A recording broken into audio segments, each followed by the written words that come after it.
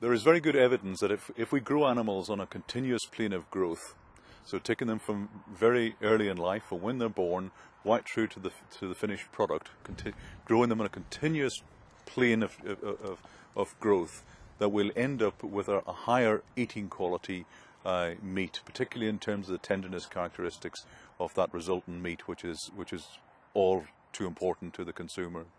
So how do we do that? Clearly, grassland management, high levels of nutrition is important to achieve continuous growth rates, targeting somewhere between 0.8, 0.9 kilograms right from arrival of the animal through to slaughter.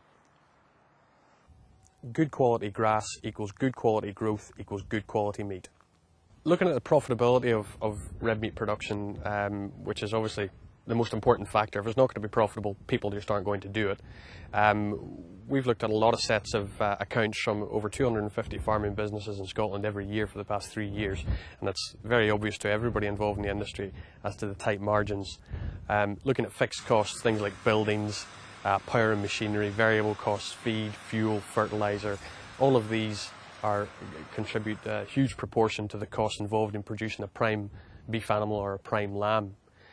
So anything that is going to take the cost out of that system is going to help. So it makes so much sense to concentrate on grassland management, because you're removing fuel a lot of the time, you're removing fertiliser, you're removing feed, and it'll help the profitability.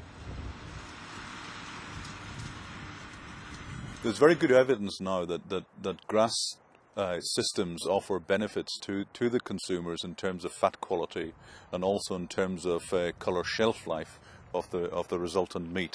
In terms of fat quality, we know that the content of fats which are better for us, beneficial fats, omega-3 fatty acids, are better from grass.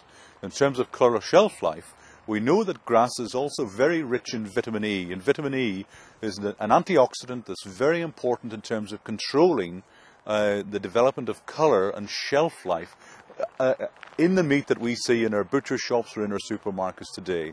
So you get an extended shelf life and a stronger, more positive red colour for the consumer, which is good. We also know that there are benefits when we're growing our animals in a more efficient way in terms of the environmental footprint of our beef production system. Our footprint will be lower.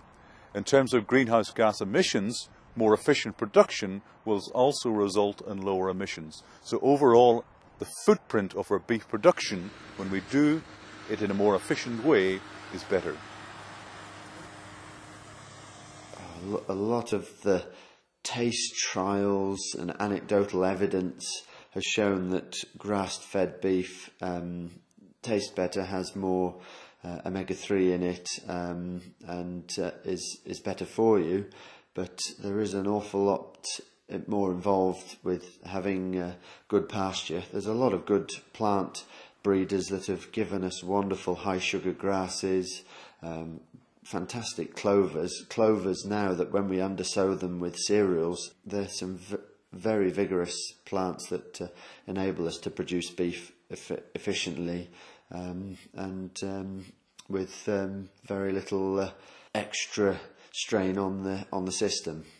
Certainly by keeping it simple and low cost, by having cattle out and finishing them off grass instead of housed and finishing them behind a barrier, has improved the profit in the beef system. We wouldn't be doing the beef finishing otherwise.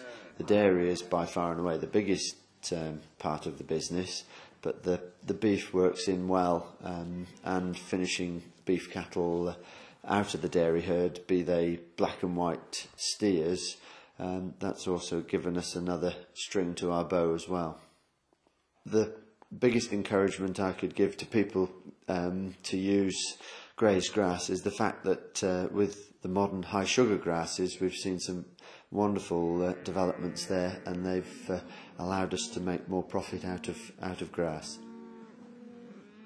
Yeah, the best way we can sort of explain how we've improved or increased the amount of grazed grass into these cows is by the amount of silage that we make for the cows.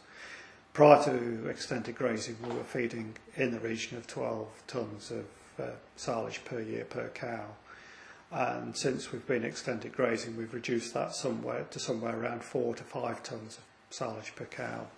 I think there are an awful lot of people around the country that could get an awful lot more from their grazed grass, whether it's dairy farmers or beef and sheep farmers. Some form of rotational grazing and monitoring and managing that grass growth correctly through the season.